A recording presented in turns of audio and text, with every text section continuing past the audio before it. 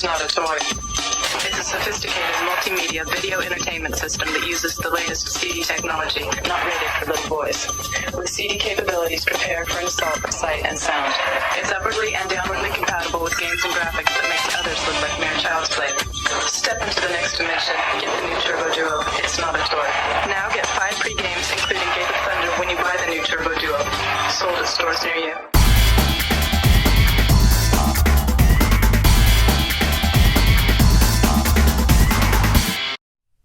Hello everyone, and welcome back to Player One Start.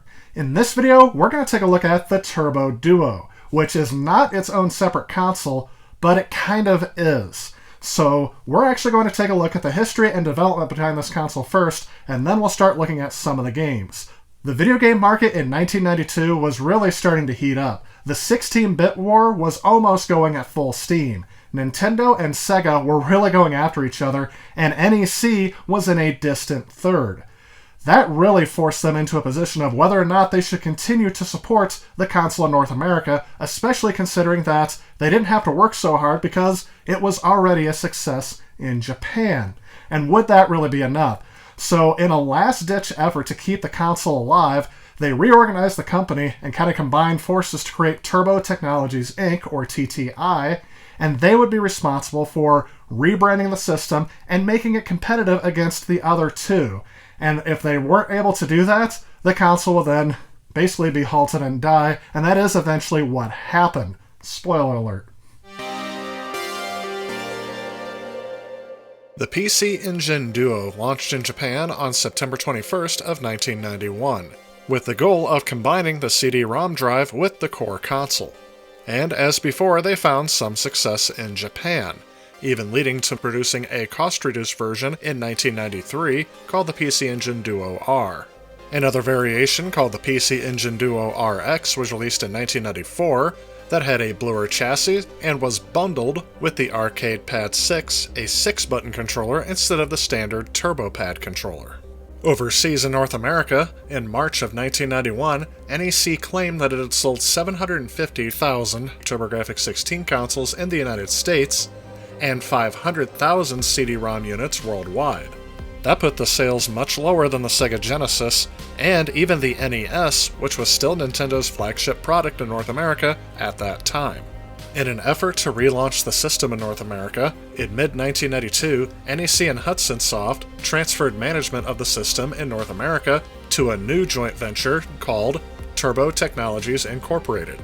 This new joint venture came to fruition in the middle of 1992 to replace the NEC Home Electronics USA division, which had failed to capture a significant portion of the video game console market, but also to create more of an even partnership between NEC and Hudson Soft. NEC wanted to downscale their TurboGrafx operations, while Hudson Soft, which were doing well from the PC Engine and TurboGrafx sales, were dissatisfied with NEC's efforts and wanted a greater say in how the console should be marketed. They would then release the Turbo Duo, a combination unit of the TurboGrafx CD and TurboGrafx 16. This console would also include minor upgrades to the hardware to allow it to play more advanced games. TTI is usually associated with just the Turbo Duo, and later, just Duo, as the console would be rebranded in 1993 as just the Duo, removing the Turbo moniker from the console name, but not from the company name. This company would publish the vast majority of North American TurboGrafx Super CD-ROM games, as well as take over all of the HuCard games. It would also oversee a small handful of Western-developed projects which had been initiated by NEC prior to TTI's creation. The original TurboGrafx CD unit could be upgraded to take advantage of these games as well, as long as they got the new system card. Sadly, because this was mainly a mail-in offer for those that already purchased a TurboGrafx CD unit, these cards are very rare today, and you are more likely to come across a Turbo Duo console than you are one of these system upgrade cards. Over the coming months, TTI attempted to position the Duo as a high-end video game console, focusing the bulk of its time bringing already completed Japanese games to North America. TTI would begin a more aggressive marketing campaign, even going so far as to rebrand their system's mascot, the cute and lovable Bonk, into a cool and edgy Zonk. However, Communications between NEC in Japan and TTI in the US were still poor. Money was tight and the sales were also poor, as they weren't able to sell the initial production run of their console. TTI attempted to sell the Turbo Duo at a price of $299, which put it at the same price as the then new Sega CD add-on. To offset the high cost, they also included a bundle of free games with the system, along with a coupon book that would give money off of titles that were yet to be released. All in all, with everything bundled in with the system, it almost equaled the value of the system itself. But sadly, these efforts were in vain, and TTI pulled out of the video game console market and dropped most of their support for the Turbo Duo in 1994. The Turbo Duo. One machine powerful enough to take you to the ultimate gaming experience, and versatile enough to take you one step beyond, into a world where the only limits are the boundaries of your own imagination. Turbo Duo plays CD stereo discs, interfaces with your personal computer to run CD-ROM discs, and even lets you sing along to your own karaoke CD. You've had this coming to you for a long time. Step up to the power you deserve. When it comes to intense gaming excitement, there are only two words you need to know. Turbo Duo Power.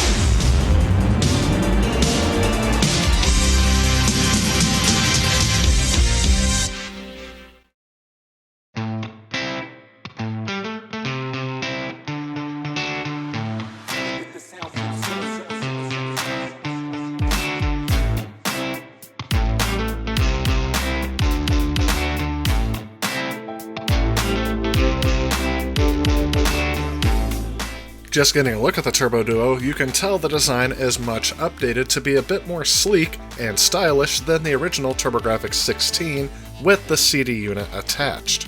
It is much more compact and less awkwardly shaped.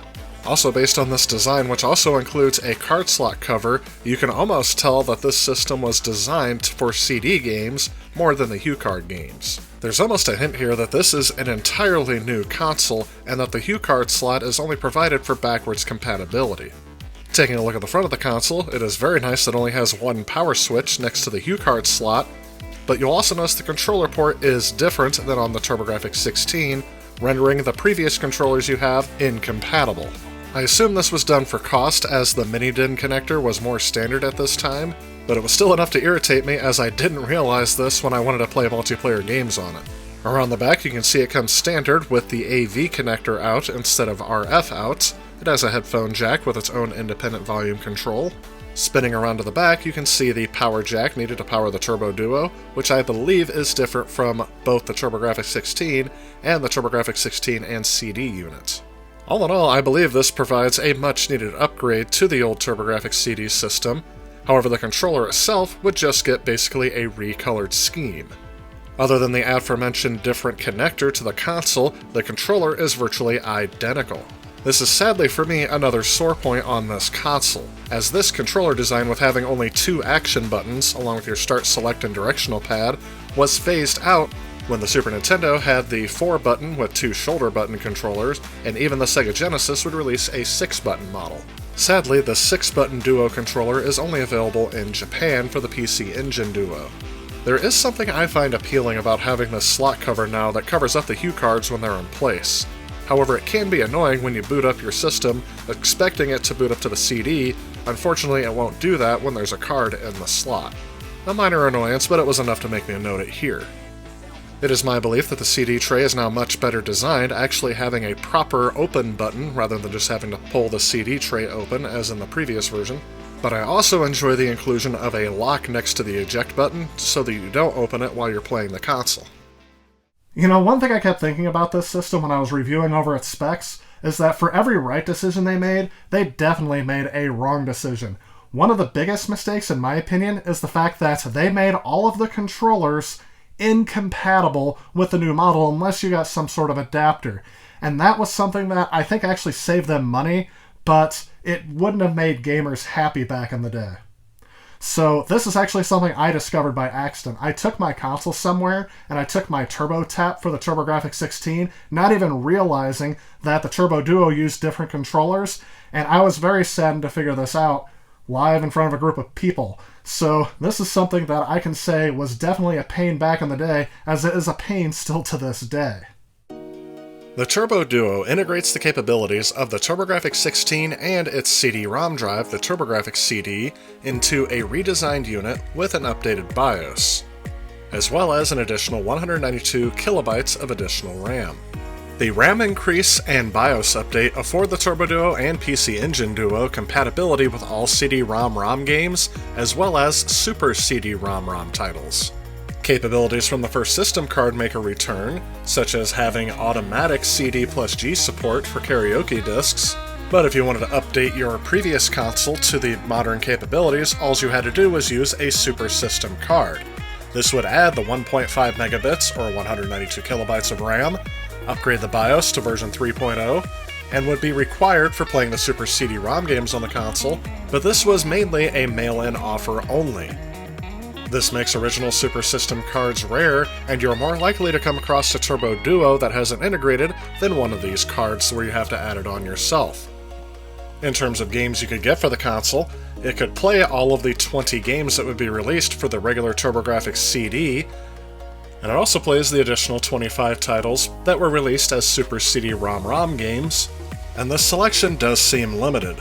However, with this Super System card, you can play the 258 plus games that were released for the PC Engine Duo, as well as titles that just were released on CD-ROM.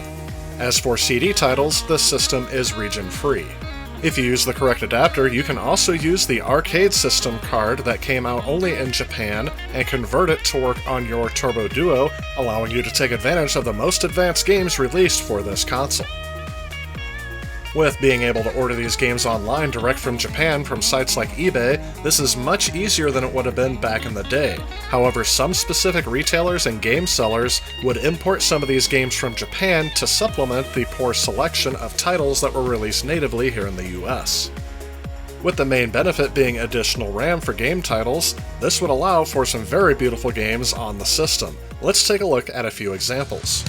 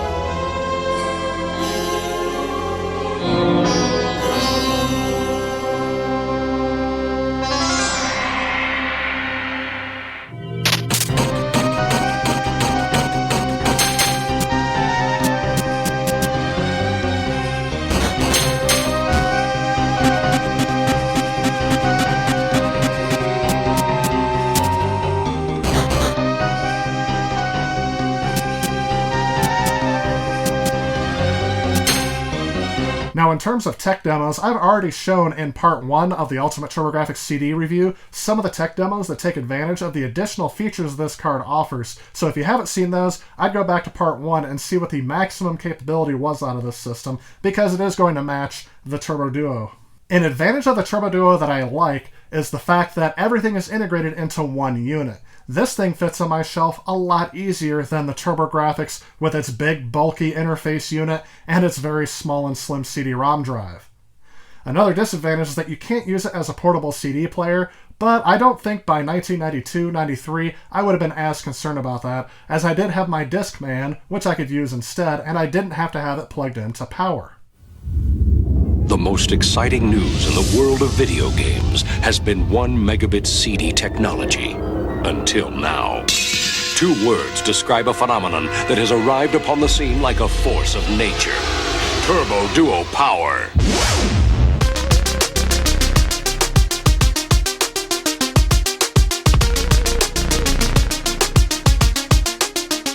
TTI released the Turbo Duo to consumers in North America in October of 1992 at a retail price of $299. The price was in part to a consequence of the relatively high cost of CD-ROM drive manufacturing. Turbo Force magazine, a dedicated TurboGrafx publication, showcased what consumers could expect of the new launch. In this issue, Turbo Force presents what the Turbo Duo was supposed to provide for consumers. They advertise it as the first console to be able to play both CD games and chip games on the same system. Of course, the main feature they wanted to advertise is that this system would be upgraded to be able to play Super CD-ROM games, which would provide enhanced visuals, as well as advertising the 5 games that came with the system to entice consumers back to TurboGrafx. In the Q&A section, they specifically talk about being able to play some of the older games having 100% backwards compatibility with both chip and previous CD titles. They also talk about being able to play music CDs on the Turbo Duo and being able to connect it to a stereo. This was a feature that would have been used back in the day as CD players were still at a high price point. The games bundled with the system would initially include a multi-disc with Gate of Thunder, Box Adventure, and Box Revenge, along with Bomberman hidden in, which strangely they don't mention here. They also talk about Ys Book 1 and 2 coming with every new Turbo Duo, which they mention is the most popular Turbo CD game released to date, and I see that being a problem as, if you were upgrading from your previous setup, you would most likely already have it, so I guess you would get another copy. And the 5th game not mentioned in this article was Dungeon Explorer. However, that game would later be replaced with a variety of Turbo Chip titles, such as Ninja Spirit and Final Lap Twin. For those that may have already purchased a TurboGrafx 16, they incentivize players to upgrade by lowering the price of the TurboGrafx CD player add-on, as well as marketing a Super System card which can be used to upgrade previous setups to the new Super CD-ROM capabilities. And with this publication being totally dedicated to the launch of the Turbo Duo, you would expect that there would be a huge marketing campaign that every publication would pick up. However, here are the issues of Electronic Gaming Monthly around the time that the Turbo Duo would have been released. If you take a look at some of the articles they have on the front, it would show you that really gamers had little to no interest in paying attention to this console. It seems many have moved on, with articles such as Turtles on the Genesis, as well as new Sega CD games. And the next issue had a feature that would show never-before-seen footage for the much-anticipated Sonic 2. It would indeed be an uphill battle if TTI was going to regain any part of the market. Also, for the Turbo Duo marketing campaign, TTI used a character called Johnny Turbo. And let's just say this character was not received positively, with one game editor going so far as to call the advertising campaign as petty and overly confrontational. Looking at the games to collect for this system, the Turbo Duo is the ultimate console to own from the TurboGrafx, as it does play all of the games released in North America natively. In addition to the 100-plus game card library, there was also the 20 TurboGrafx CD games, and there would be a total of 25 Turbo Duo or Super CD-ROM titles. From October to the end of the year, there would be a decent amount of titles released for the system. It definitely greatly expanded the CD library, and was a welcome addition to the small dribbling of HuCard titles that were being released as well. Eventually, only Super CD-ROM titles would be released by the end of the system. Alright, so before we start diving into the games, I really want to note how gorgeous these games look on this system. I mean, this is like the pinnacle of pixel art before they started using all the pre-rendered nonsense that looks great on a CRT, or at least looks better on a CRT, but doesn't look well when emulated or put on a modern display. So I just wanted to note that because these are the best looking games on this system, and I'm excited to actually get to try them out. Let's go ahead and pop in the first disc and see what happens. The game compilation Super CD that came with the Turbo Duo included Bonk's Adventure and Bonk's Revenge, as well as a hidden feature, Bomberman, which were all Hue cards released prior to this compilation. Since I already covered those in the Ultimate TurboGrafx 16 review, I'm going to go ahead and skip to Gate of Thunder. As you start up the console, it will say Super CD-ROM 2 System version 3.0, unless of course you were able to get that arcade card working on here, but I'm going to go ahead and press the run button, which yes, must be done before you can start any CD game. Again, having a Hue card in the slot will prohibit it from using the CD system, so you have to keep that empty. It does take a little bit for this to load, so I'm going to go ahead and skip forward to when the game actually starts.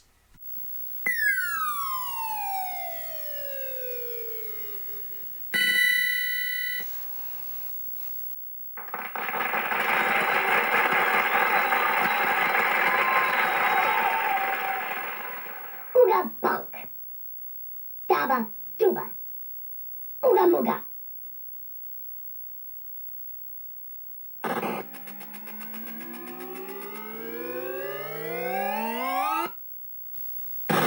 Gate of Thunder.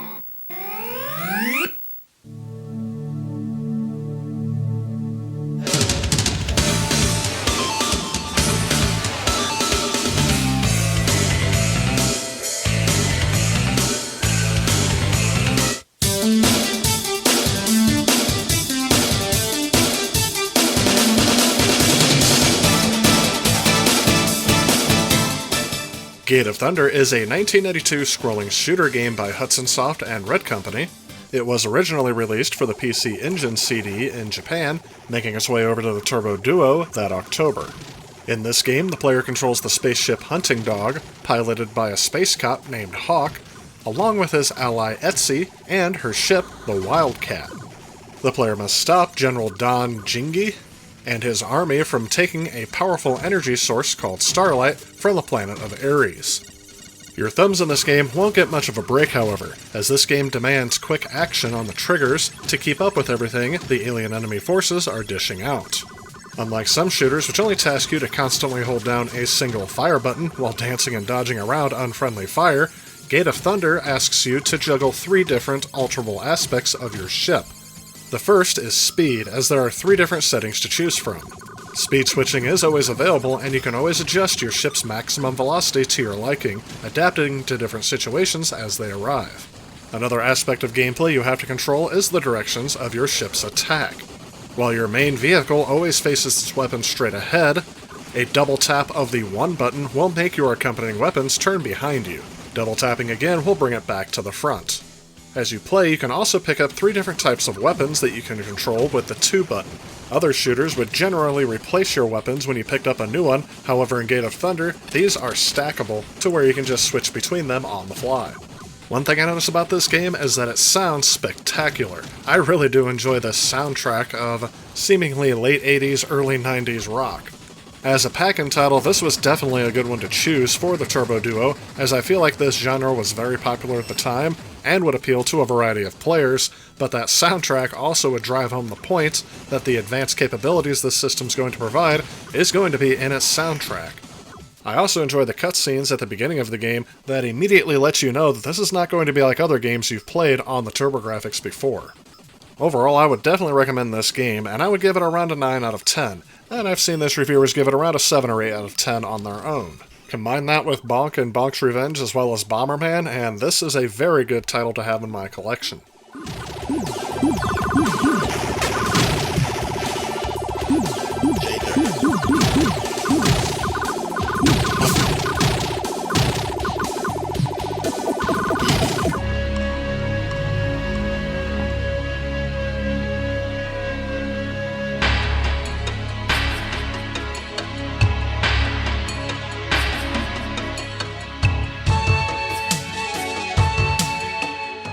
Shadow of the Beast originally was released in 1989 for the Commodore Amiga, and at the time it was considered a groundbreaking game with great graphics. Perhaps the most popular version of this game, though, was on the Sega Genesis/Mega Drive because it was the console that had the most mainstream success. This game would be released for the Turbo Duo in 1992 as one of the first games available for the system, and it is considered the most playable and casual gamer-friendly version of this game. In this game, a person is kidnapped as a child and corrupted through magic to turn into a monstrous warrior serpent to serve the evil beast lord Malatoth. And because he was turned into a beast and the evil lord killed his father, he is out for revenge.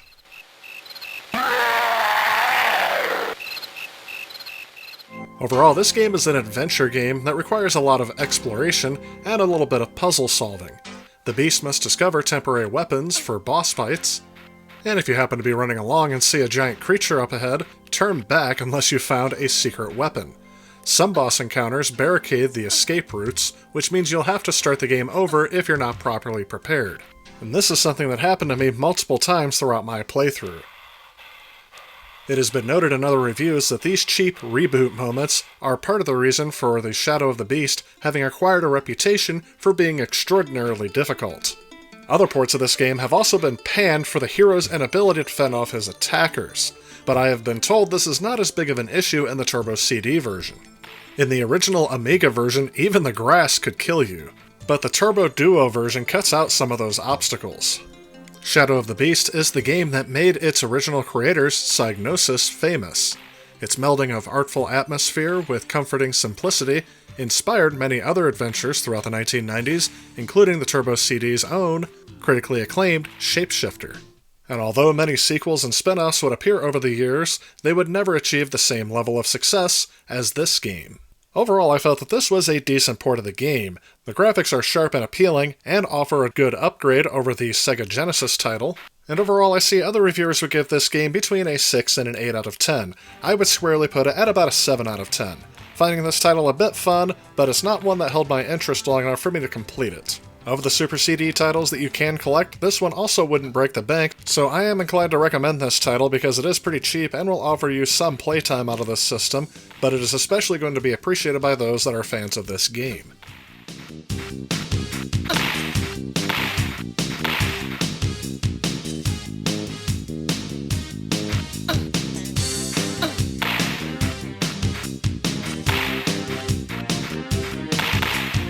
Prosperity, the ancient prophets once said, is the wellspring of our dreams. Surely this was true in the land of Krelian. And with this prosperity, a new age was ushered into the world. But on the 5th moon of the Age of Light, the river turned black. The prophecies foretold such an event, but few would ever believe it. And as the people cried out to the Great Mother, a dark wave of evil began to sweep across the land, leaving a wide path of destruction in its wake.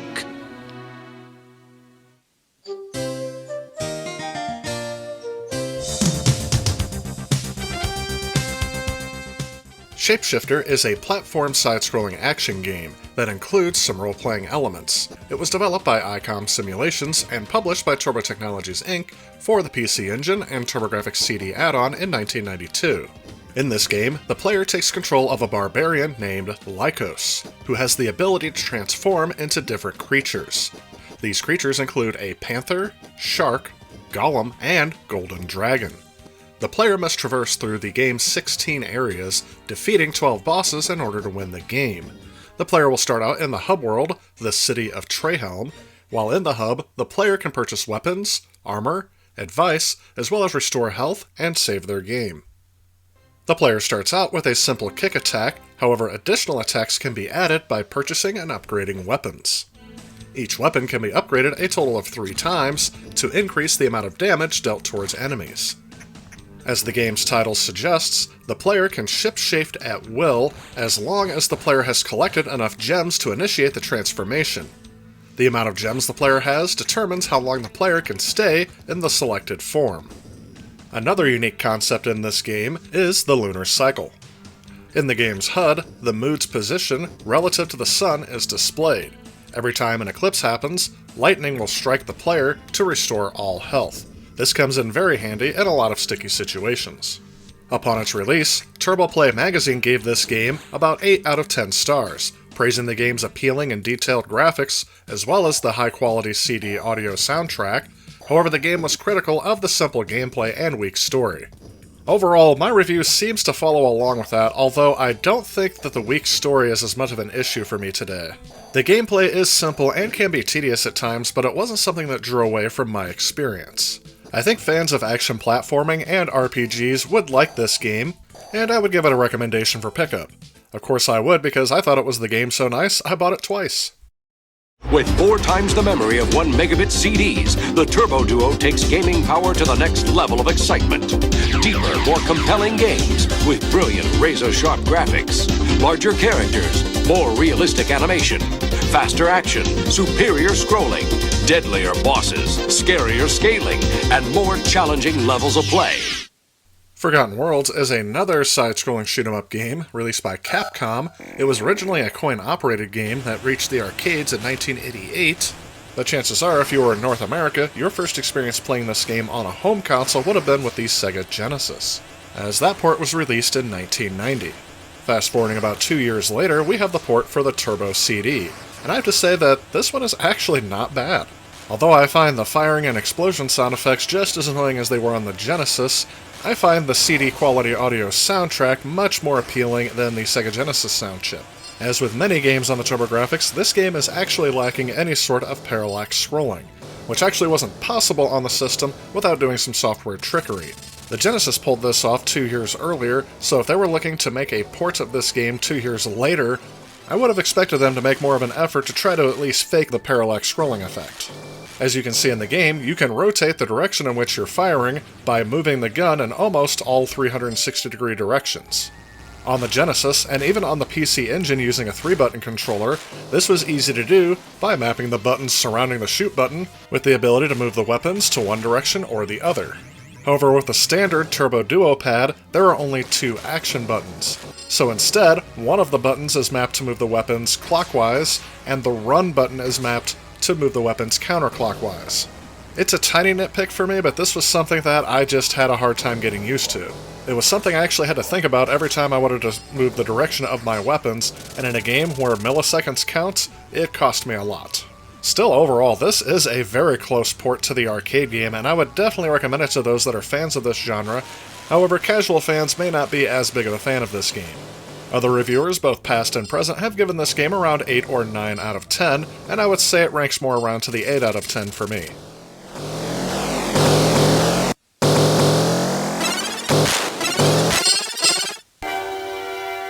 Sherlock Holmes Consulting Detective Volume 2 is a sequel to the very successful first game that was also released on the TurboGrafx CD unit, although that one was released on regular CD-ROM, not Super CD-ROM. This game can take advantage of additional RAM space, and I think the only thing I might have noticed is that the load times seem to be a little quicker. But other than that, this game plays almost exactly like the first game. It wouldn't surprise me if this was using the same exact engine as the first game, except for, of course, they have to add in some additional graphical detail with that additional RAM. But I think that's why I like it being called Volume 2, rather than just the full entitled sequel. This is something I think that would have been added on as DLC for games today, as it's not quite different enough to differentiate it from its first game, other than adding on additional levels, which are additional stories and puzzles that you have to solve. And I think that's why that the reviewers were a bit more critical of this game than they were of the first. Computer Gaming World liked the interface and improved quality of the video clips, but they criticized the game's short length, recommending to have at least 5 cases and not the 3, as well as the lack of any sort of background music while playing the game. Of course, that refers to the PC version, but that also, I think, applies to this version as well. To be honest, I had absolutely zero interest in playing this game after going through the first one. And the fact that this title is much more rare means the price on this one is a lot heftier to collect, so I couldn't recommend this to anyone except for hardcore fans of this game, or if you're going for a complete collection. This has been a very upsetting day for me. Undoubtedly, Sir Simpson, you are referring to last night's theft of the 2 De Kuyper paintings from the National Gallery. You've heard? All of London has heard. Tell us, what do you know of this unfortunate affair? Loom is a fantasy-themed graphic adventure game by Lucasfilm Games. In terms of PC releases, it was the 4th game to use the famous SCUM adventure game engine that was used in a lot of point-and-click adventure games from Lucasfilm Games back in the late 80s, early 1990s. In terms of gameplay, this game is a departure from many other Lucasfilm adventure games in a lot of ways. Loom is actually based on a serious and complex fantasy story. With its experimental interface, it skewed the traditional paradigm of graphical adventures, where puzzles usually involve interactions between the game character, the environment, and items the character has in their possession. Loom's gameplay centers around magical 4-note tones known as drafts that the protagonist can play on his instrument. Each draft is a spell that has an effect of a certain type, such as opening or night vision. Some drafts can be reversed by playing the notes backwards. The player can learn different drafts by observing an object that possesses the qualities of the desired draft. For example, by examining a blade while it's being sharpened, he can learn the sharpening draft. When the game begins, the character is only able to play drafts using certain notes, C, D, and E.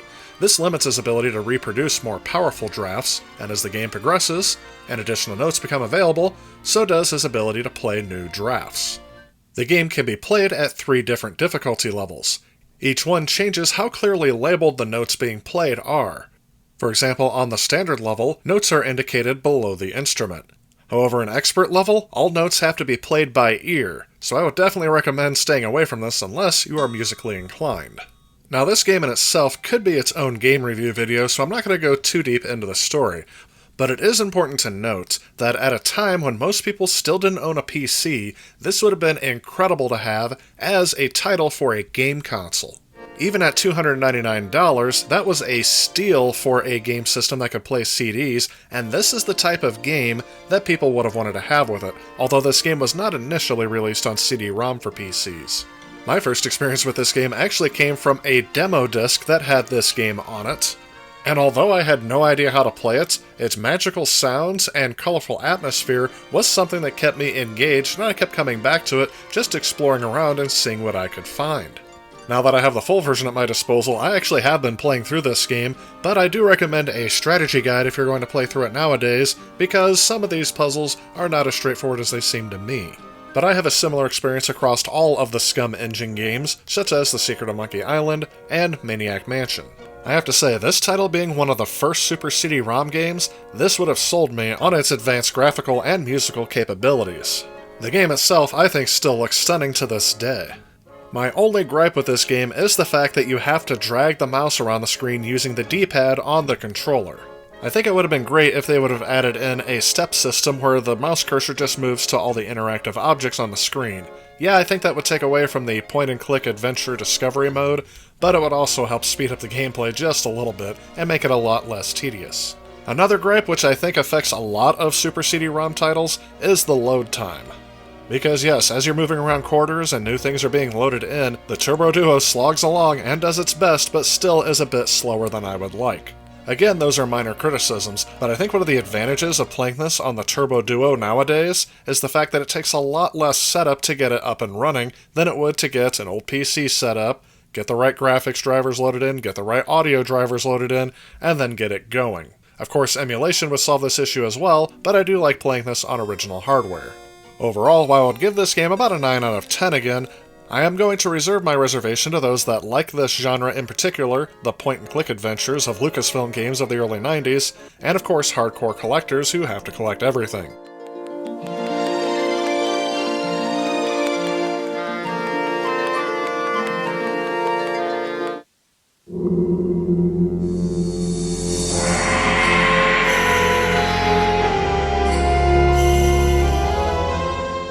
Prince of Persia is a fantasy cinematic platformer designed and implemented by Jordan Mesher originally for the Apple II and was ported to virtually every other platform of the time.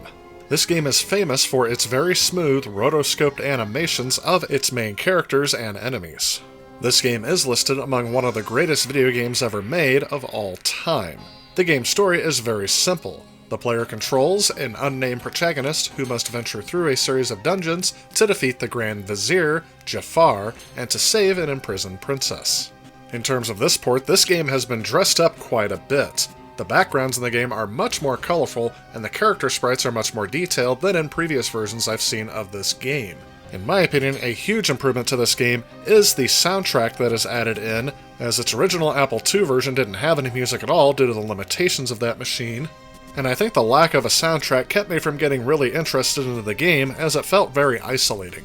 With the CD quality audio soundtrack that plays in the background, I believe it sucks me more into the game's atmosphere. Whenever synthesized sounds need to play through the sound chip, the CD audio soundtrack will cut out during significant events. In terms of gameplay though, it actually does play like the original Prince of Persia, but that's not really a huge compliment that I can give it. I'm not the biggest fan of this game overall, as I feel like it's old school difficulty, and basically just a lack of anything really fun to do in the game. It's a lot of exploration and not a lot of action. I usually find myself playing through the first few levels of this game before I get tired of it and shut it off, but I do keep coming back to this game, I just never really feel the need to complete it. I definitely respect how groundbreaking this game was for the time, but it's something that I don't think holds up as well today, and I would give it personally a 7 out of 10, knowing that many other people would rank this game a lot higher. This game is available on many other systems and other platforms, so it's not a necessity to have for the Turbo Duo, but it is a nice one to have if you're a big fan of this game.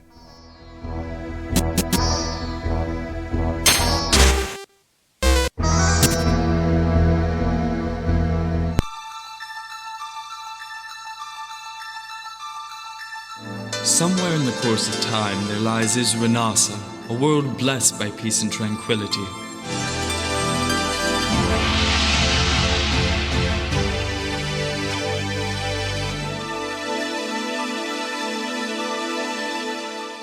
Dragon Slayer: The Legend of Heroes is a role-playing video game developed by Nihon Falcom and released for the Turbo Duo in 1992, and it is actually the 6th game in the Dragon Slayer line of games, but it is the first in the Legend of Heroes series. As we've seen in the Ultimate TurboGrafx CD review series, I am a big fan of the Falcom RPG games, and this game is no exception. The game starts off with a simple plot that really doesn't overstay its welcome, but it does get more compelling as you go through the game.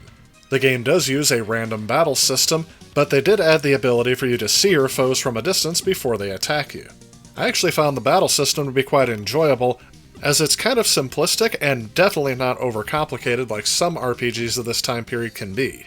The game's graphics are on par of RPGs of the time, but they would become quickly outdated by games such as Final Fantasy III for the Super Nintendo, that's Final Fantasy VI if you're from Japan, as pre-rendered graphics would start replacing cartoony, drawn-out pixel art. I will say I didn't appreciate the screen size being scrunched down so that you can always have your character stats up, but honestly after a while I actually appreciated it being there, as I was always keeping an eye on my character's stats, and it didn't really inhibit your ability to see what's going on in the cutscenes or reading the dialogue. The soundtrack of this game is done very well, combining both synthesized music and full CD quality audio. And although some people may find it bad, I find the voice acting in this game to be quite humorous. Prince Logan, wake up! We're under attack, my lord! Monsters everywhere! There's not a moment to lose! Please arm yourself and follow me! I'm afraid we're a bit outnumbered, my lord. Though it's been some time since I've lifted a sword, I'm sure I can hold off a few of the beasties while you make good your escape. It's definitely not good voice acting, but it gives this game an additional layer of charm that I think enhances your gameplay. In fact, even the on-screen dialogue that is not spoken can be humorous as well. Overall, to kind of give you my experience of this game, I went into this not knowing what to expect, and then ended up sinking about 3 or 4 hours into this game without realizing that I had spent that long. When it was released, Famitsu scored the Japanese version of this game with about a 29 out of 40. After its release in the US, Electronic Games Magazine nominated the TurboGrafx CD version for the 1992 Multimedia Game of the Year award. They specifically stated that this game demonstrates how far multimedia has come since the same developers Ys 1 and 2. Now, I personally don't feel like I'm in a position to rank this over or under Ys 1 and 2, but let's just say I enjoyed both, and for maybe different reasons. I do think that this game would not be as approachable as an Ys-type game, as this is more RPG-oriented, but if you're a fan of the earlier Final Fantasy games, or the very early Phantasy Star games, I think this one would appeal to you. So while I won't recommend this to everyone, I would definitely recommend it to those that are fans of RPGs. Ethan, old buddy, I see you managed to spring the prince from the royal pigsty. Who's this overdressed fellow? Marcus, my lord. A good-for-nothing. Ignore him and he might go away. Yeah, I heard that. Listen, your highness, I'm sure you need all the help you can get, and I'm willing to give you a hand. But me being a level 7 spellcaster, I got my pride. I can't serve under somebody who's any less than level 6, you know what I mean? Anyway, I'll see you around. So all in all, this was a pretty decent lineup for the launch of the Turbo Duo. There's not a ton of games, but what's there are all pretty decent. I really liked Gate of Thunder. I thought that was an excellent shooter game that showcased kind of the advanced graphical capabilities that the Turbo Duo would be able to pull off as opposed to what the Turbo CD or even the regular TurboGrafx could do. It has an awesome soundtrack. It's a gameplay style that I think a lot of people can pick up. Again, easy to play, difficult to master. And I think that this would have appealed to a lot of gamers at this time. Of course, this is a system known for its shoot-'em-ups. Shapeshifter was another game that I was actually pleasantly surprised about. I wasn't expecting much out of this game. I thought it was going to be more of a role-playing game, but it's actually kind of a cross between that and an action platformer. I was trying to think of games to compare it with, and I guess Golden Axe may be one. But it actually kind of reminds me of a game on the NES, like a Stein Axe, that kind of a play style, where you can level up your weapon as you go through it, and there are some role-playing elements in there, but it was enough to keep me interested in the game, and I actually really ended up enjoying this one. Dragon Slayer, no, not Dragon's Lair, was another game that actually stood out to me on this system, and it's the one that I probably played the most when I first booted up the game. I ended up getting into this game about 3 or 4 hours before realizing I still have to play other games for this review. So it was something that just came out of nowhere. It's another Falcom RPG, and I thought it was done fantastically well. It reminds me more of Final Fantasy than it does games like Ys, which they're also known for. So it's a game that's different, but I'm not going to say it's any better than Ys. I just enjoyed them both, and for different reasons, because there are two different playstyles there.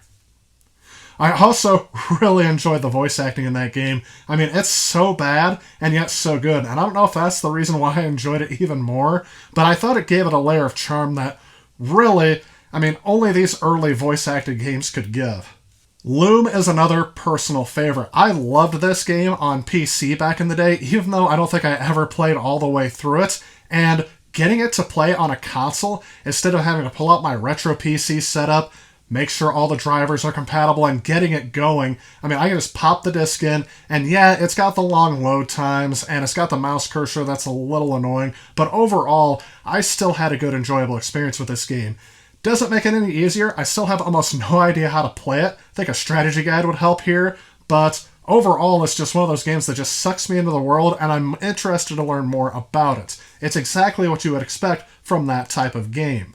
Forgotten Worlds was another standout shoot-'em-up for me on this system. I had played it on the Genesis, but I found myself enjoying it more on the TurboGrafx 16, specifically because of that Genesis soundtrack. Now, I'm not going to do a direct comparison here, as I'll be doing that in my 16-bit war, but let's just say that having that full CD quality audio soundtrack, even though I think it's mostly synthesizers, I really enjoyed that a lot better than the stock Genesis sound chip sounds, at least for this game. If I were to try to pull together all of these games, I don't think I'd find a bad one in the bunch. The only one I personally did not enjoy was Sherlock Volume 2. I enjoyed the first one as a, oh, this is kind of neat, I remember these point-and-click mystery games, but by the time I got to the second one, I was over it. I mean, there was really no reason for me to play through this one. It reminded me a lot of a DLC add-on pack than it did a full standalone sequel. I definitely agree with the reviews that they could have added on a few more mysteries to make it worth your money. Where we last left off, we were taking a look at the early titles that were released on the Turbo Duo or Super CD-ROM 2 format. Keeping in mind that this system launched in October of 1992, this is actually a decent amount of titles to release, especially compared to the early releases on the TurboGrafx 16. However, in 1993, the final year this console would see any releases, there were not that many games released, especially compared to their competitors. Again, a lot of this came down to lack of third-party support, as again, most of these games would be ported over by TTI themselves. But as the TurboGrafx 16 showed, quantity did not matter as much as quality, and there were a lot of quality titles available for that console. So part of the goal of this video is to see if there are many quality titles among the few that were released. One thing to keep in mind as we look through these titles is that a lot of home computers at the time the system released did not have a CD-ROM drive. In fact, that was still a luxury item. And I think that reflects in the titles they ported over, as some of these games, such as Loom and Prince of Persia, would have been much more expensive to have on a high-end PC. So while having a Turbo Duo back in the day was a significant investment, it may have been worth it if you wanted some of these games. And nowadays, if you're going to play on real hardware, I think it's actually easier to get the Turbo Duo up and working than it would to get an old MS-DOS PC and boot up some of these titles. Although I understand that playing this on real hardware with either option is going to be a significant investment. In the end, what it comes down to is how do these games play?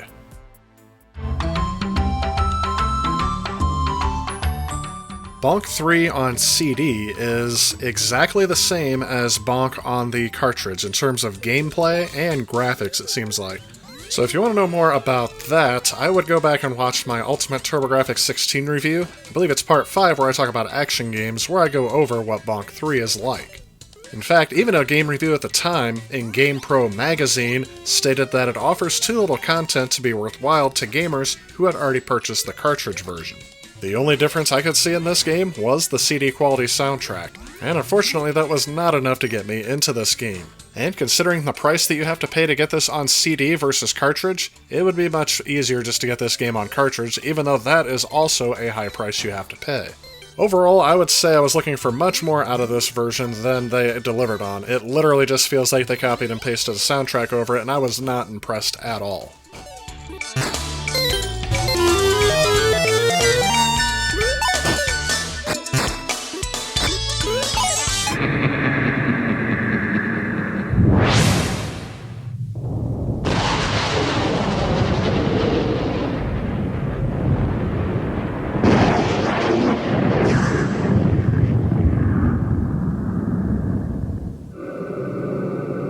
Legend speaks of a dark horde rising to reclaim the lands they once ruled before the time of man.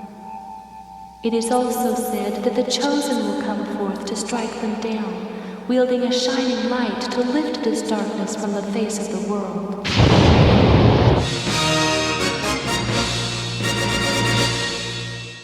Now, Dungeon Explorer 2, on the other hand, is a different story. This is an action role-playing video game that was developed and published by Hudson Soft, releasing in Japan in March of 1993, making its way over to the US on the Turbo Duo by TTI on October of that same year. Just like its predecessor, it is an action role-playing game with dungeon crawling and hack-and-slash elements that is played in a top-down perspective. Players assume the role of one of the 8 main characters, tasked with recovering the Aura Stone from Thades, an evil magician who stole it from the king. Each character belongs to a specific class, and they have different varying abilities. This game was met with mostly positive critical reception, as well as praise from gamers directed towards the game's graphics, audio, gameplay, and multiplayer. As compared to the original, I would say if you like that one, you will definitely like the sequel as well. Although if I were to offer a tip on collecting this title, I would definitely go for the PC Engine CD version, as I didn't find the language barrier to be as much of an issue with this game, as it's more action-oriented.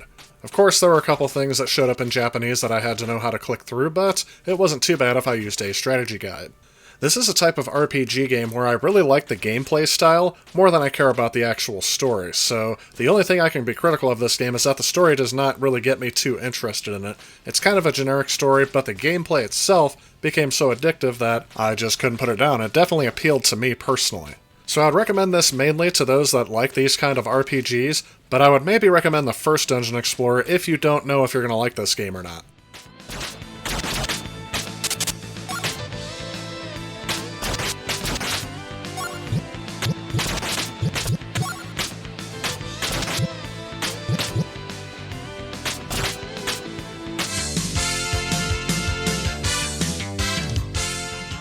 Cotton Fantastic Night Dreams is a scrolling shooter video game developed by Success and originally released in Japanese arcades in 1991, eventually being ported to the PC Engine, making its way over to the US on the Turbo Duo.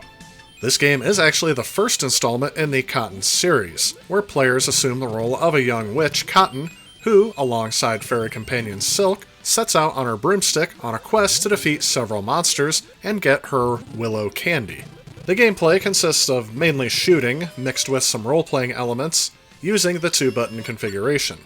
Obvious compromises had to be made from the arcade version to get it to run on the Turbo Duo, but I think it does a pretty decent job, with a lower screen resolution, modified color palette, and maintaining CD quality audio. Upon its release, this game did receive positive reception from critics. While gamers noted it had arcade-accurate graphics, animations, a hard rock soundtrack, and playability with replay value, they criticized the presentation.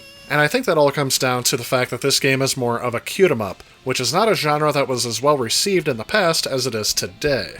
The only thing I will say is that for a cute-em-up, the difficulty level here is actually cranked up a little bit, as I did find this game more challenging than others in this genre. That is not to this game's detriment, as it did make me want to keep coming back, challenging me to beat each level, but I will admit this is one I have not beaten yet. Overall, I think those that are fans of shoot-em-up games will find this game interesting. However, for casual fans, they may want to choose a different one to start with. I do find it hard to recommend almost any games released in the later part of the Turbo Duo's life cycle due to the price. And this game is no exception, it's definitely up there on the list. So unless you're a hardcore fan that has to play it on original hardware, you can definitely emulate this and get your money's worth out of it.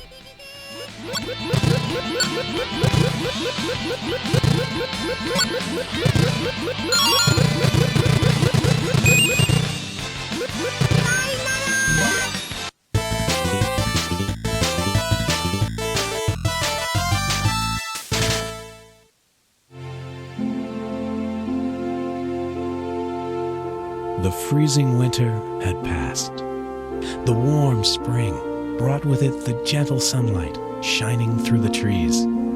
The earth below was covered with the green of new life. That night, the powerful sorcerer, Great Grey Lord, descended from the sky and appeared in the village.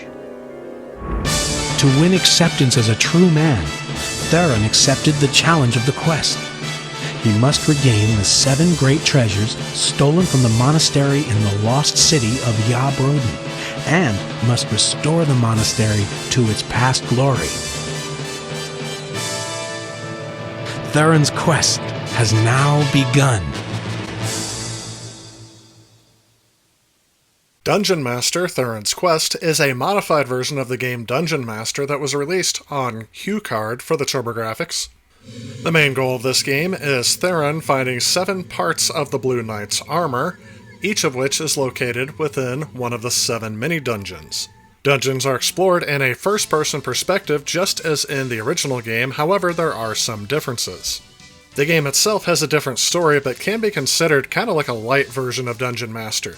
It doesn't contain all of the items, spells, and monsters featured in the original, and the game is split up across 7 smaller dungeons instead of one great big dungeon. Just like the original game, you can team up with up to 4 champions fighting through dungeons, gaining experience and finding items. After successfully completing each dungeon, the whole party loses its collected items, and the other 3 champions you play as lose their skills and stats. Your game can only be saved between dungeons, but the lack of the original save option during that level has been replaced by many resurrection altars. As a result of fewer enemies in the game, I feel the game is a bit easier than the original. Reviewers since this game's release has stated that the graphics of this game have not lived up, as first-party dungeon crawlers from this time period do not look well today, at least I don't think they've aged well. Some still cite this as a solid RPG, but others have stated that if you're not a fan of dungeon crawlers, then this game is definitely not going to be for you. I've seen reviews of this game go around 6 or 7 out of 10, and my personal opinion would be on the lower end of that, possibly even a 5 out of 10. A neat game, but I would not consider it a necessity unless you're going for a complete collection.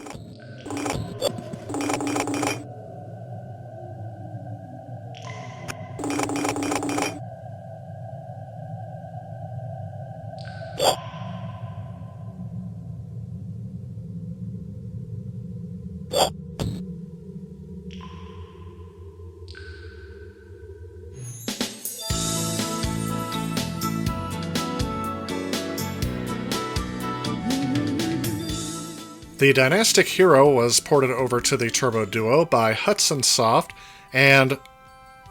well, this game doesn't look familiar. Yeah, this game is definitely, Wonder Boy in Monster World. This is again one of the strange incidences where Hudson Soft has taken this franchise and tried to make it into a completely different game, or at least rebranded it, as this is the same thing they did with the Adventure Island series as well. But anyway, this game does follow the same gameplay elements and plot outline of Wonder Boy in Monster World, except for the names of the characters have all been changed.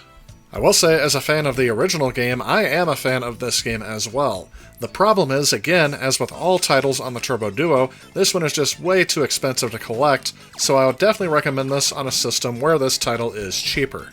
Again, with the main difference from any cartridge version being that this has a CD quality soundtrack to go with it. So in terms of collecting it for your physical console, I would say you can skip this one. Again, unless you're a hardcore collector and you really feel like you have to have a good platforming action game to go with your Turbo Duo. As again, I do feel like they did a good job porting this game to the system, and I really did enjoy my time with this game.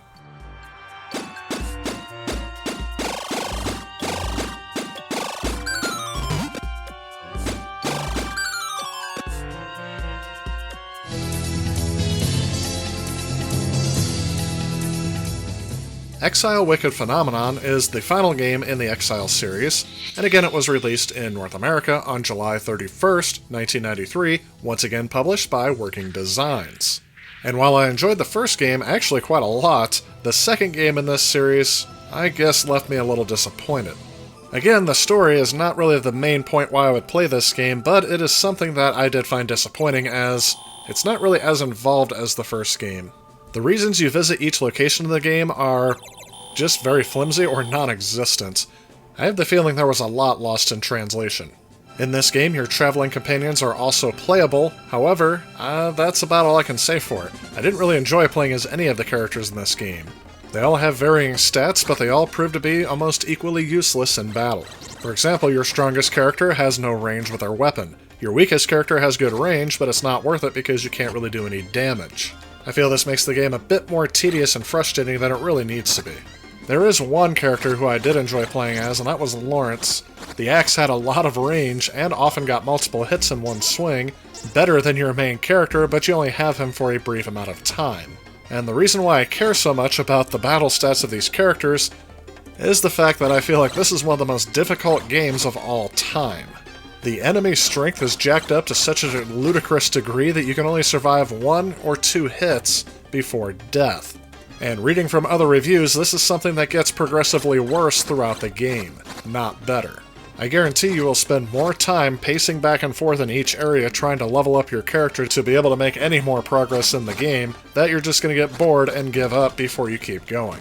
I've seen other reviews rank this at around a 7 out of 10, but I would say that's a bit too high. I would give this a 5 or a 6 out of 10 at best. So sadly it is not one I can recommend to anyone for their Turbo Duo.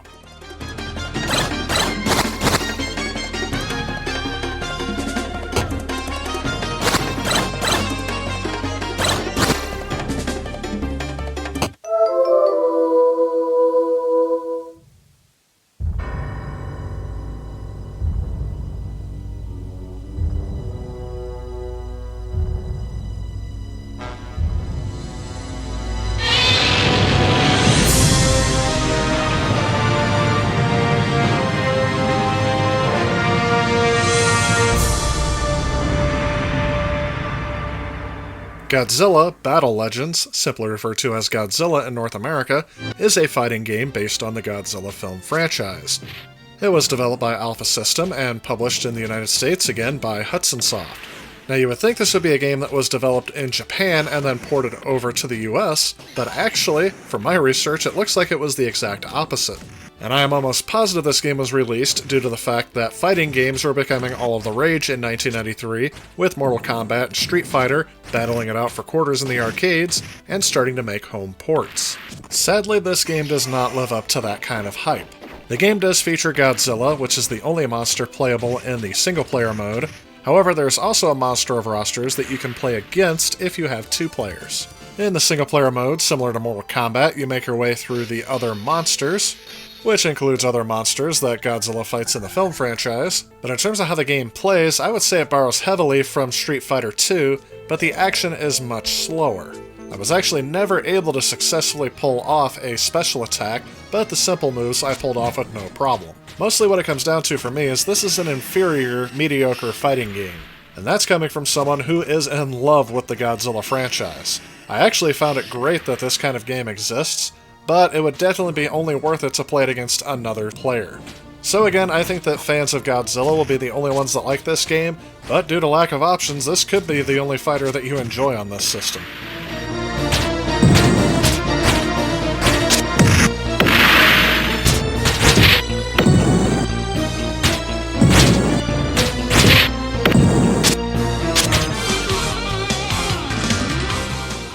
And lastly for today, we're going to take a look at John Madden Duo CD Football. And for those of you that have watched the channel for a while, you know I'm not the biggest fan of vintage sports games unless it's something that's nostalgic to me personally. And for me, the first Madden game I ever remember playing was Madden 2000 for the PlayStation 1. So even though it had been around for a while, I was playing the Sega sports football games instead. Coming back as an adult to play these games, I actually find them to be almost on par, if not a little bit better, than the Sega Sports franchise that I grew up with. But on the TurboGrafx CD, I actually find myself having a lot of fun with this title. Compared to other John Madden football games that would have been out during this time, probably 92, 93, it plays just as good as those games, with the added benefit of having CD quality audio for the game player banter back and forth, as well as announcing and video clips. Overall, I really feel like this game was ported over very well, and I think that those that have played these games back in the day, especially Madden 93, you would definitely want to come back and play this version, as it offers things that no other John Madden game would have offered at the time, as this is the only one of the 16-bit generation that ended up on CD. A true hidden gem on an underappreciated platform. So yes, it can happen, a positive sports game review from me on this channel. It's happening now, it happened before, and it will happen again. Seriously though, I think this will definitely appeal to those of you that are football fans today, especially because this offers a more historic perspective, but I think the main audience of people who want to collect this game are fans of sports games from the past.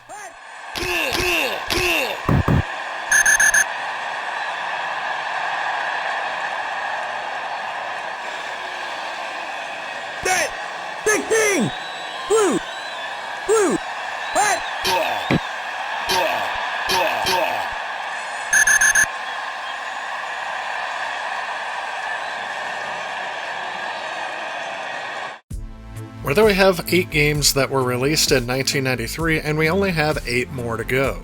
What you see on the screen right now is every game that was released specifically taking advantage of the Super CD-ROM 2 format on the Turbo Duo. There's only about a total of 25 games that were released for the Turbo Duo specifically, and although that number is bigger than the number of games released for the TurboGrafx CD by itself, it's such a small game library that we should be able to cover all of these games. This number looks even more ludicrously small when you look at the total number of games released for the PC Engine and the PC Engine Duo in Japan. And even though this system is region-free, I am only focusing on the games released in North America, at least for this part of the review.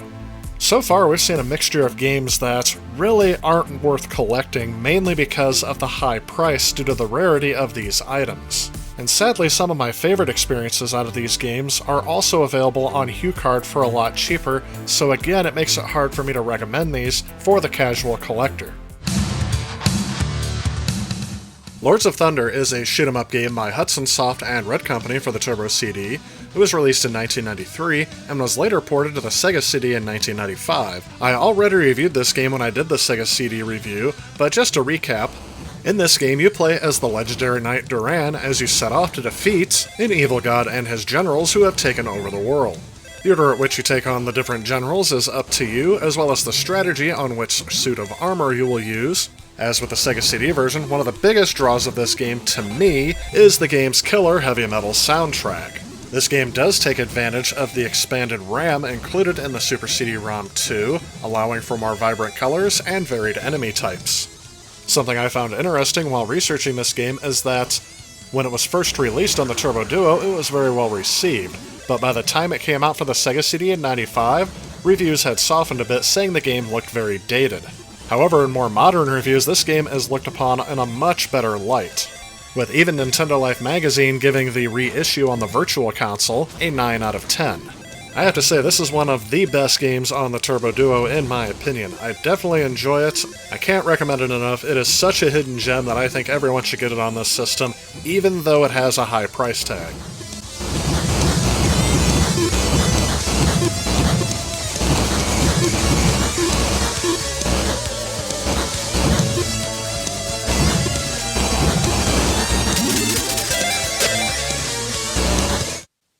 Might and Magic 3, Isles of Terra, is a third-person role-playing video game in the series of Might and Magic. This game was originally released for PCs in 1991, and was ported over to the Turbo Duo probably because PCs, again, were very expensive back in the day, especially with a CD-ROM drive.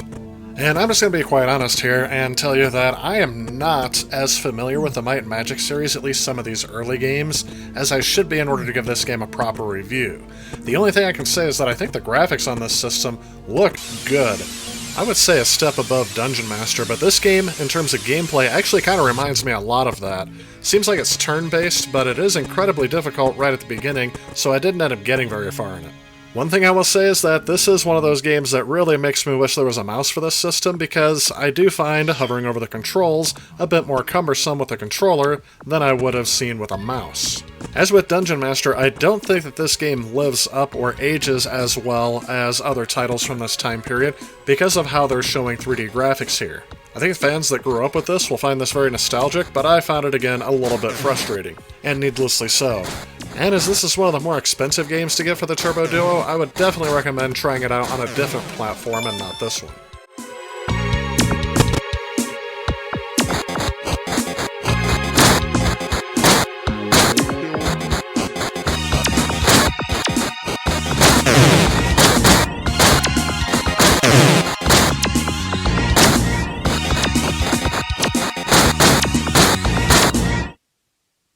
And I have very similar notes here for Sim Earth. It's another game I'm not as familiar with as I haven't played it before. It does look interesting, and I think I would like to give this a shot, but again on a different platform because it is designed for mouse controls, and the controller just makes it needlessly complicated. I feel like Sim Earth, along with Might and Magic, would benefit from having the instruction manual with it, because I don't know what all these icons mean, and there's a lot that is not explained in-game. Luckily, Sim Earth did not break the bank to collect, but I definitely was not as impressed with this title, again, for the same reasons why I wasn't impressed with Might and Magic.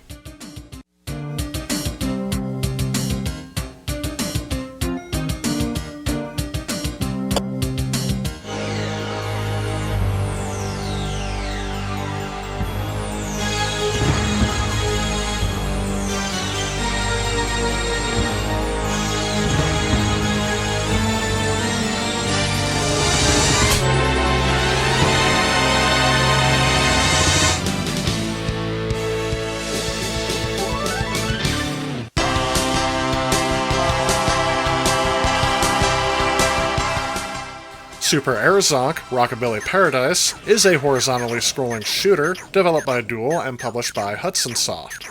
And this game was a bit surprising to me because I was expecting this to be like Bonk 3, which was just the same game as on the HuCard but with a CD-ROM soundtrack. However, Super Air Zonk is a lot different than regular Air Zonk on the HuCard. In fact, it's actually listed as a sequel. And as a sequel, this contains all new levels, assistants, and enemies, as well as a CD-quality soundtrack consisting of rockabilly music. One thing I find a bit strange is that the original Air Zonk actually had a lot of what looked like multi-layer parallax scrolling, but in Super Air Zonk, it's actually a flat background, or single plane background, with a few exceptions. And I'm not quite sure the reason, because the Turbo Duo was definitely capable of doing more than a regular HuCard would have been. In terms of how this game plays, it's okay. I'm not going to say it was the best experience I ever had. In fact, I wasn't really engaged in the gameplay at all. It just seemed kind of tedious and really overall boring to me. Looking at how other game publications rated this game, Electronic Gaming Monthly gave this game a 5 out of 10, commenting that the game has very little action or intensity and is by far way too easy. And that matches up to my experience of why I wasn't too invested into this game. For a platform that has many very good shooters on it, this one just seems mediocre. And I don't think this game sold very well because this is one of the most expensive titles on the system. So I cannot recommend this game in all good conscience because you can get a modern console for what this game cost at the time of this review.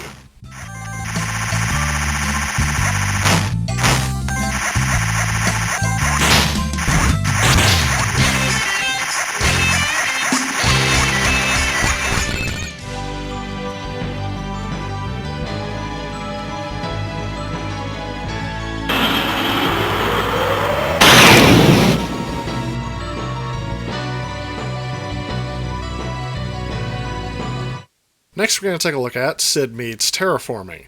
Now, I had to pose this question. Were you expecting another side-scrolling shooter, or were you expecting something more like Sim Earth? Gotta be honest, I was not expecting side-scrolling shooter to be the correct answer to that question. I guess the name Terraforming refers to the game's story, in which the human race has fled to the depths of space after Earth has become uninhabitable. Kinda like WALL-E. As a result, they travel from planet to planet in order to find a planet suitable enough to terraform into a new Earth. Along the way, they encounter alien races which they must destroy in an attempt to survive and continue the human race, which to me raises many moral questions. In terms of gameplay, it is a basic side-scrolling shooter. You shoot down enemy ships, pick up power-ups and health icons, as well as upgrade your main and secondary weapons, along with each stage ending with a huge boss fight. If you're not sure why this game has Sid Mead's name on it, he was a special effects artist for films such as Star Trek the Motion Picture, Blade Runner, Aliens, and other Hollywood movies, and he was responsible for designing the game's graphics. To which I will say this game looks stunning. Too bad the gameplay is not as impressive, and most people will never play this game due to the fact that it is hundreds of dollars, if not thousands of dollars to collect for the Turbo Duo, being one of the most rare games for this system. I would personally give this a 6 out of 10, putting it right in the middle of average, but I've seen reviews go from 7 out of 10 to 2 out of 10. Definitely not the kind of reviews I'd like to see from a game that costs as much as this one does.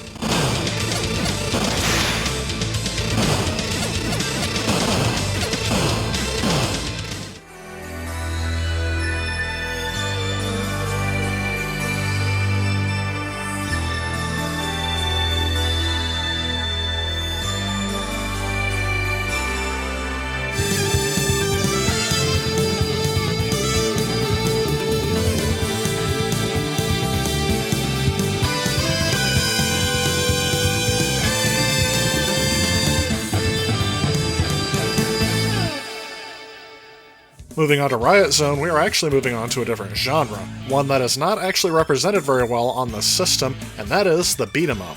In this game, you take control of one of two characters. No joke, they're named Hawk and Tony. No relation. You decide to go into the Dragon Zone and defeat the crime boss that is there, in order to save a girl, which I'm assuming you have some sort of interest in. And in terms of gameplay, it resembles almost to a T Final Fight. Once you pick your character, which has some varying abilities, you move from left to right through each level, most of which are split into 2 or 3 more scenes, fighting with enemy characters who appear until they reach the confrontation with a stronger boss character at the end of each level. Once you beat the boss, it's on to the next stage. One thing I found a little bit annoying about the gameplay is that enemy characters can move or be thrown outside of the player area, and you have to wait for them to return because you're stuck where you're at, you can't move outside of the screen. Unlike Final Fight, there are no weapons to pick up along the way, but the player can pick up items for points or health. But I think the biggest thing this game is lacking is multiplayer. Yes, this is a single-player only game. Overall, I did feel that this game was just okay, again on the average mark. The controls were actually very good. I didn't find myself being stuck in an area because my character wouldn't move or I couldn't perform a combo. But just to give you an idea of the difficulty, I was able to beat this game on my first time popping it into the system. And I have very little incentive to go back and replay it. Overall, I give this game about a 5 or a 6 out of 10. Again, average, and for a system that is lacking in beat-em-ups, this one may be an option if you're a fan of the genre. As of this review, this game is on the cheaper side, but it still approaches triple-digit figures when you're trying to collect it, so something to be aware of before you decide to invest in this one.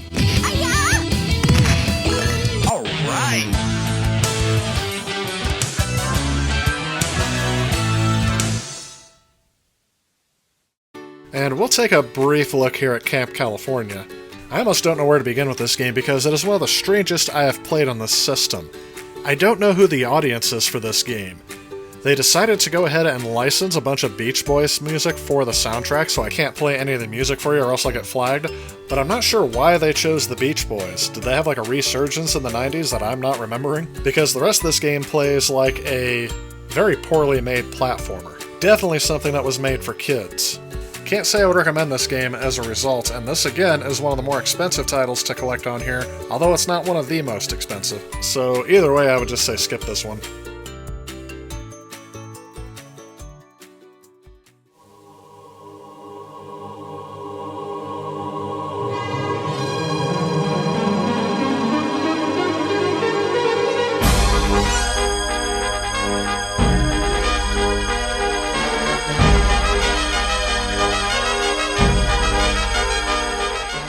And that lastly brings us to Beyond Shadowgate. And this is a classic point-and-click adventure title viewed from a platform perspective. In this game, the player controls Prince Eric, who just returns to his home country to find out about his father's murder, and is framed for it by the minister of the late king, who imprisons him, and then, well, the game starts. And as you can tell from the gameplay footage, I could not figure out how to get out of this dungeon. And sadly, that is my experience with a lot of point-and-click adventures that I did not grow up with. I don't know if as an adult my patience has worn out more thin, or the fact that I have better games to play these days, but this is not one that caught my interest at all. So while I could get out a strategy guide and figure out how to play this game, it's not really going to change my view of it that much. Electronic Gaming Monthly gave this a 7.5 out of 10, criticizing the slow pacing, but praised the eerie mood, graphics, and the intellectually stimulating puzzles, as well as the ability to interact with nearly every item in the game. I didn't find very many modern reviews of this game, and I can see why, because it's very rare and, again, one of the very expensive games for this system. So my recommendation is, go ahead and skip this one. Get in there, you scum! Oh, Eric! Elizabeth! I know you are innocent, my brother. Something evil has befallen the kingdom, and I don't trust Belazar. I keep thinking of poor father. I'll have to find a way out of here. As the last of the line of kings, I'll avenge father's death, I swear!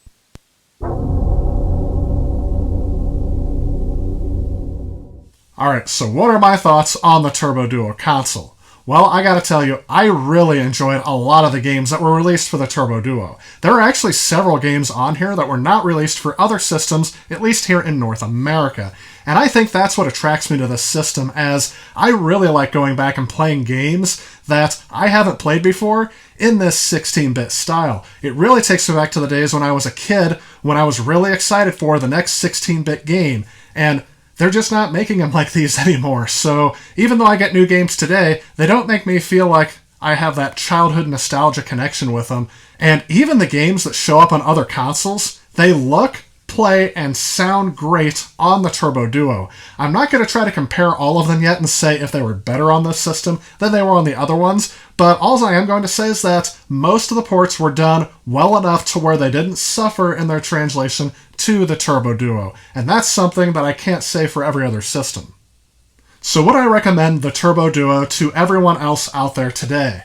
I mean, honestly, I would. I think this is the ultimate system if you are going to collect for the TurboGrafx 16. This is the one to have. It plays every single game released on HuCard, CD-ROM, and Super CD-ROM, and it has the least amount of hassle to get it set up. It looks the best on the shelf. It's not big and clunky, although I do kind of like that style when you take a look at that monstrosity that is the TurboGrafx CD add-on.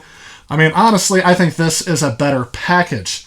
The only thing that would stop me from recommending this to everyone is its high price. The games for this system are astronomical in terms of collecting value. I mean, I don't think I've seen another system in recent years, except for the GameCube as of this review, where the games have really shot up in price. And it's mostly because this system has a lot of good titles, a lot of hidden gems, and it's rare. It's actually one of those systems where the rare games are good games that people want to play, and that's what's driving the price way up there. The console itself, this is the only one I've come across in the last 20-some years of collecting. The only one.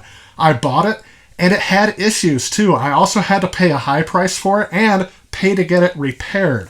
I could have done the repair work myself, but most likely with my meager skills, I wouldn't have been able to do it in at least the fashion that the professionals could do it, or I could have ended up ruining my system. I mean, that was a huge possibility as well. So as a result of the high price, the maintenance that these consoles need, and the fact that, I mean, honestly, not everyone enjoys games from this style, I can't recommend it to everyone. But if you're on that kind of medium to hardcore game collector and you have the opportunity to collect one of these, I don't think you'll be disappointed. Of course, there is emulation, and there are other options that you can use to play these games in more modern consoles, and even that mini that was released a couple years back. And that's what we're going to talk about in the Legacy video, which will conclude the Ultimate TurboGrafx series of reviews. But for now, that is going to wrap it up for this video. Again, I want to thank you all so much for watching this series. If you're interested, I've already done a series like this for the Sega Genesis, as well as its add-ons, the Sega CD and the Sega 32X, and I plan to do more videos like this for the other 16-bit consoles, or at least the 16-bit era of consoles, because the next console I'm going to review in this series is actually not a 16-bit console, but it fits in with this war. If you like this video and you'd like to help out with future projects on this channel, please consider supporting me on Patreon. Also, if you enjoy the content of this channel, please remember to click on this subscribe button.